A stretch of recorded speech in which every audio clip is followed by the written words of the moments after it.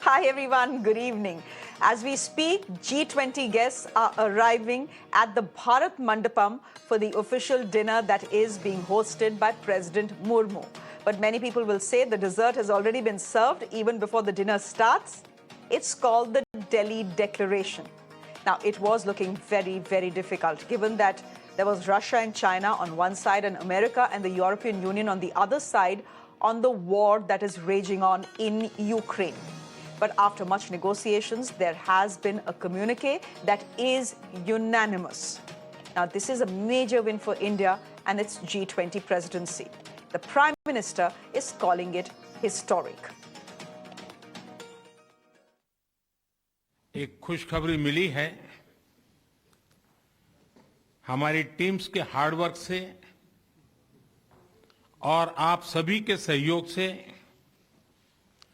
नई Delhi G20 leaders summit declaration पर सहमति बनी है।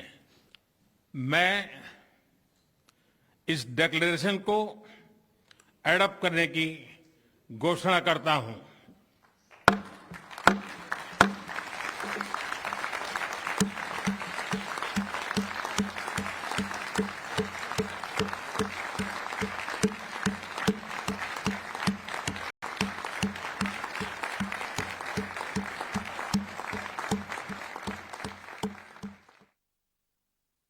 There are two other historic things that have happened apart from the Delhi Declaration. The African Union is now a permanent member of the G20, which means G20 is officially now G21.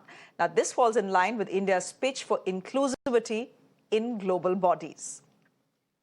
While the Delhi Declaration and the inclusion of the African Union in itself is path-breaking, the launch of an economic corridor connecting three superpower regions has grabbed headlines as well.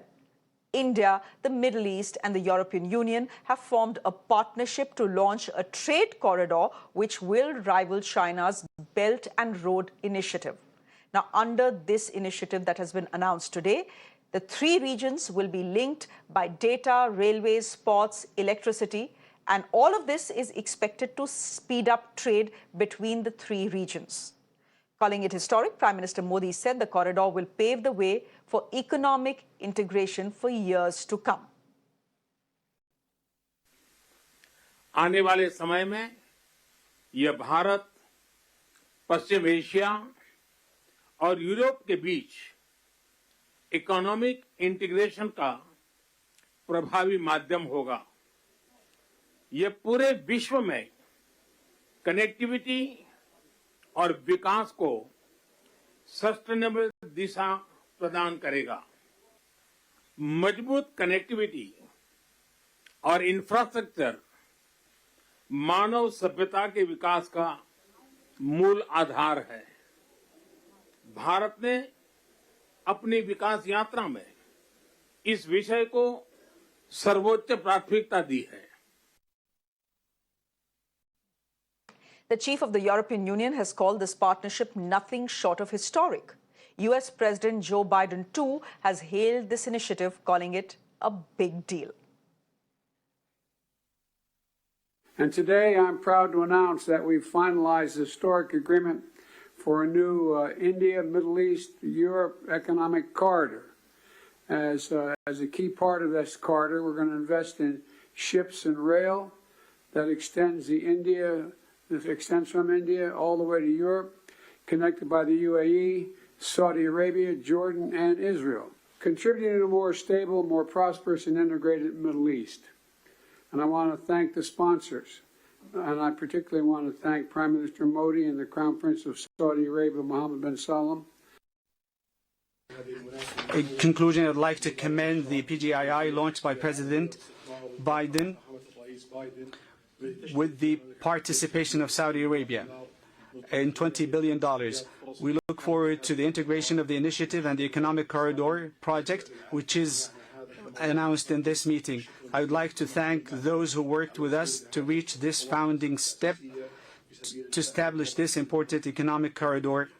My best regard to you all.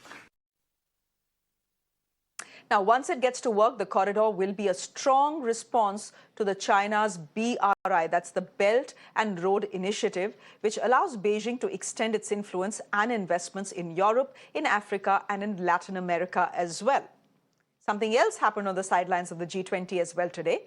India announced the launch of a global biofuel alliance to boost the use of cleaner fuels.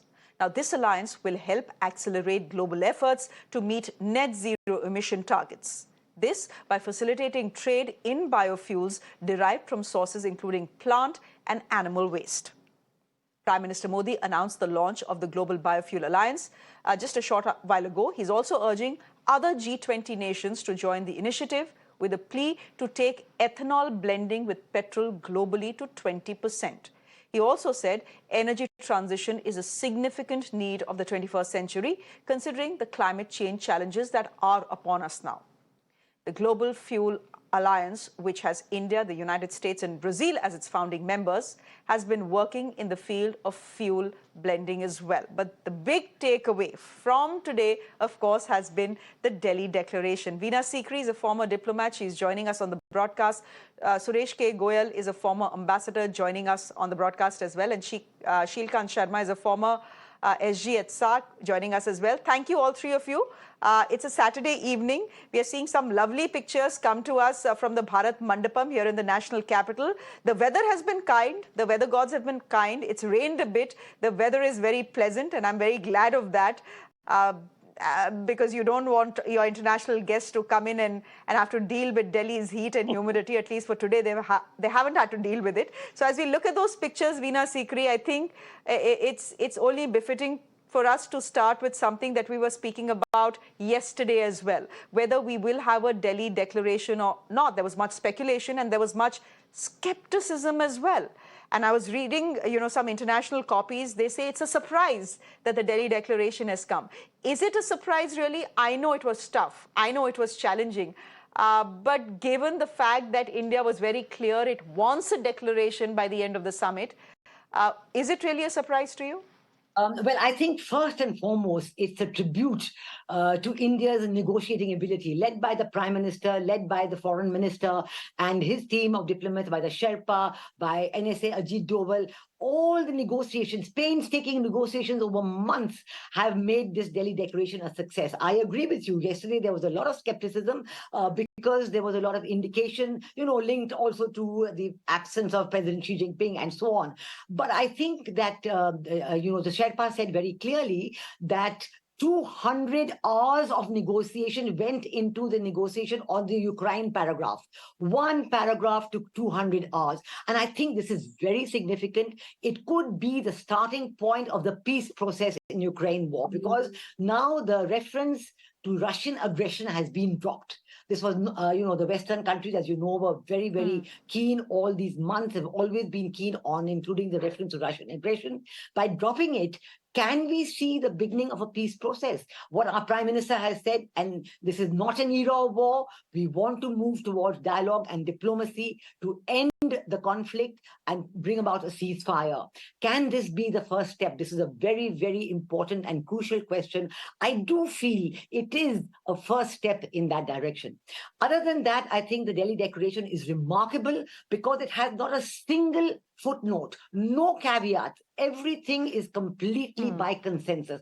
Now, even the Bali Declaration had footnotes and caveats, including on the Ukraine issue. Now, you see, this is really remarkable because we know that in the run-up to the G20 Summit, all the previous meetings, all the ministerials on foreign affairs and so on, they could never agree on a joint statement.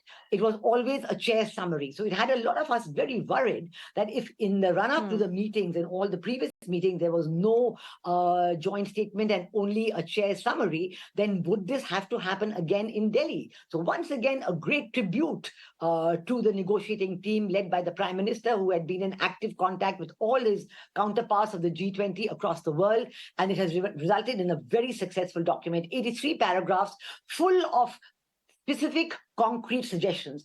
You just spoke about the Global Biofuels Alliance. It's a great success. India has huge technology in biofuels, and we are prepared to share it with the world. USA and Brazil have come on board. This is a great success. What you spoke about, the India, Middle East, Europe economic corridor, if I may say so, this is a complete comeback to what was there 2,000 years ago when Indian trade went to the Middle East and from there by the land route to Europe. And it's great. It meant a great deal for prosperity of India at that time. And I'm sure it will mean a great deal for the prosperity of India today. And it's a remarkable comment that the Saudi Arabian leader has announced $20 billion for this. As against this, so many of the Chinese projects are really lying incomplete, and with the government's concerned wanting to withdraw. The Deputy Prime Minister of Italy went to China last week and said, I want to withdraw from the BRI. So this is again a tremendous tribute. It has also meant a resurrection of the relationship between USA and Saudi Arabia, which is a very good thing that has happened in Delhi at the G20 Summit. So I think that we are seeing a tremendous successful outcome to this what, you know, beginning even looking at things like a roadmap for tourism. Now people would say, why tourism? Tourism is a tremendous employer. It gives jobs, it provides employment. And I know that in the Indian white paper on rural tourism, I myself participated in the tourism working group to speak on this subject. Rural tourism is a tremendous factor for the empowerment of women in the rural level, in the rural India. And we ourselves are working on a project in this regard. So tourism to everything, it has been a great success. Kudos to the negotiating team. And, you know, if one paragraph on Ukraine has taken 200 hours, you know the amount of effort that has gone in to get this Delhi declaration out today. Suresh K. Goyal, Veena Sikri is making a very interesting point. She says this could possibly be the beginning of some sort of peace process between Ukraine and Russia. Do you see that happening? Given the wordings, now I know this is a consensus document. We have a Delhi declaration. India should be very proud of it. But if you look at the language used in the 8 paras, it's very careful language. There is no condemnation of Russia as the European Union or the Americans would have wanted. So there has been some give and some take from both sides. But do you see this as the beginning of a peace process possibly between Russia and Ukraine? Or is that too much to hope for? Shreya, very good evening to you and good evening to Veena. I think I'm joining her for a discussion on this channel for the first time. And Sheel, thank you very much once again. Good to be with you. Shreya, I'm an old UN hand. And there have been very often those debates between consensus, unanimity, agreed text, text in brackets, and so on and so forth. Frankly speaking, I have never seen two human beings agree on everything. And when there are 100 people who agree on everything in a document containing 83 paragraphs, I become a bit suspicious, really. And I begin to think that maybe they're either too tired to really discuss anything further, or they are thinking, okay, let's agree to this at the moment. Who knows how this is going to really take place? Now, that was a bit of levity, but the fact is that human beings do get tired and they stop negotiating after some time. But beside that, I do want to compliment our negotiators, particularly the Indian negotiators, who managed to get this almost impossible thing done, where everybody agreed on one formulation. I went through the formulation, and in the United Nations, there is a phrase called drafting technique. So basically, you draft a paragraph, you draft a language, which is a combination of everything, very safe playing thing, but ultimately leaving a lot of scope for reinterpretation, interpretation, combining everything, and so on and so forth. So if I look at the paragraph, it is a very, very good draft. But I do not know how this is going to be implemented, how this is going to work out. And I think that is a part of an answer to your question, whether this actually is workable or not, and what it means. Frank, I think the issues between Russia and Ukraine, even in Bali, were Western countries wanted to hold Russia responsible for what was happening in Ukraine. Russia wanted to basically have something which would indicate that Ukraine will have to agree to Russian security concerns before anything can be done. Neither of those two are here in this paragraph. This paragraph is actually based on earlier UN languages, UN Charter, fair enough. Everybody agrees to the UN Charter. Everybody agrees with the territorial integrity. They may not agree on what territory. I mean, like we in Pakistan, we always differ on territorial boundaries between the two and Jammu and Kashmir. That may not happen. But the point is that at least for the sake of the declaration, it is actually the ingenuity of our diplomats, our negotiators, that they have been able to come to a language which is acceptable to all the negotiators. Kudos to them, really speaking. And if I'm on the floor, Shreya, may I go a bit further, or should I wait? Yeah, go. If you could just quickly wait, want to get in Shilkan Sharma as well. Sure. Mr. Sharma, we are looking at these pictures that are coming to us from the Bharat Mandapam. Beautiful, stunning shots that have been coming to us for the last 48 hours or so. And as we see these pictures, I have the menu of the president's dinner has come to us as well, all vegetarian and a lot of it millet. So I think, there is a messaging in the dinner as well. But Shilkan Sharma, before the summit was to start, there were two big leaders, two important leaders who decided to opt out. There was the Russian president, Vladimir Putin, and there was the president of China, Xi Jinping. And then there were many questions on the summit itself, Delhi holding the summit to say, if two big leaders are not showing up of two of the world's biggest economies, does the summit become a damn squib? Look at all the skepticism that has come our way, and look what we have today. We have a consensus document, irrespective of how we got it. We have a Delhi declaration, and we can say very safely that the G20 has been a glorious moment for India. It has been a success despite Xi Jinping and President Putin not showing up. Well, it is indeed, I fully agree with what Veena said in the beginning. It is unprecedented success. One has been following in the UN and for the last 40, 50 years, the international gatherings.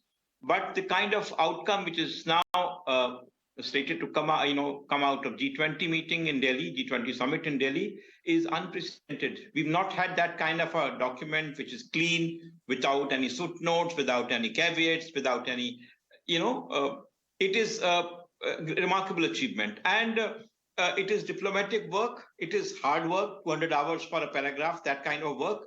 But also it is a reflection of the highest level understanding that Prime Minister Modi has managed to forge with world leaders who came here to participate. It is his outreach to every one of them, and a general impact that they were all bound, in a sense, committed to success of this G20. Because if there was a problem, there will be finger pointing, and it would be very evident who would be at the receiving end of the finger pointing.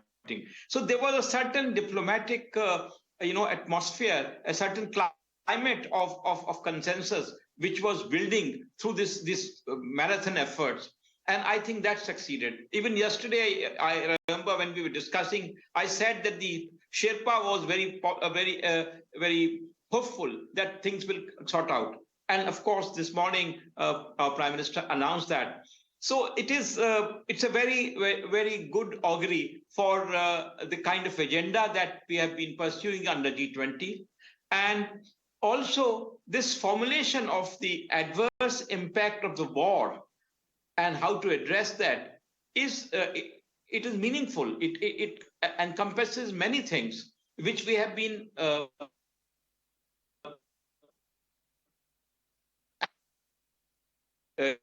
the grain deal, how to the impact of war on energy, fuel, and Mr. Sharma, food prices.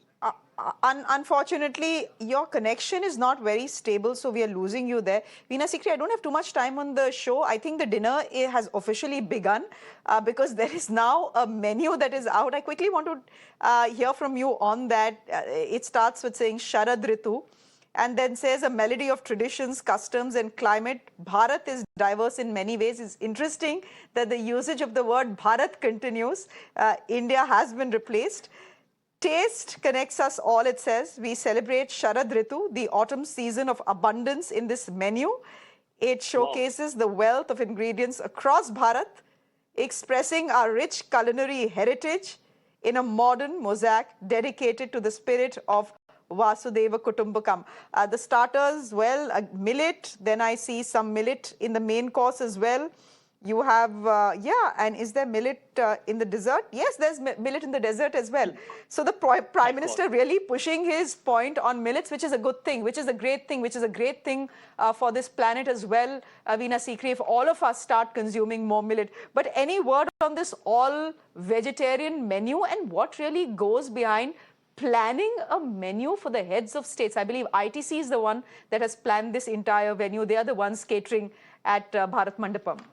Okay, well, you know, how it goes is that when banquets are planned and when they are visiting visitors planned, the protocol division and the territorial division concerned with the visit, in this case, it would be the G20 Secretariat led by former Foreign Secretary Harsh Shringla, who would have been coordinating all these events because he was in charge of the entire logistics arrangements. So he puts together a short list of possible individuals who could cater. They're requested to give their give their proposals for menus and variety, and of course they're given some guidelines as to what it should be, and this, for example, that it should be entirely vegetarian and so on. I think, and then in consultation, the Secretariat, former Foreign Secretary Harsh Shringla would have consulted the leadership, the Foreign Minister, the Prime Minister Secretariat, and final decision would have been taken. That is the process by which the menus and the food to be served to visiting dignitaries is normally decided.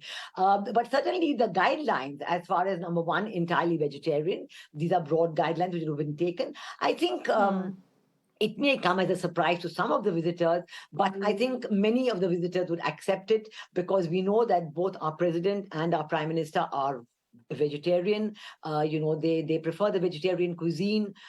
President Murmu has said that she prefers the vegetarian cuisine at all times, and Prime Minister Modi is entirely vegetarian.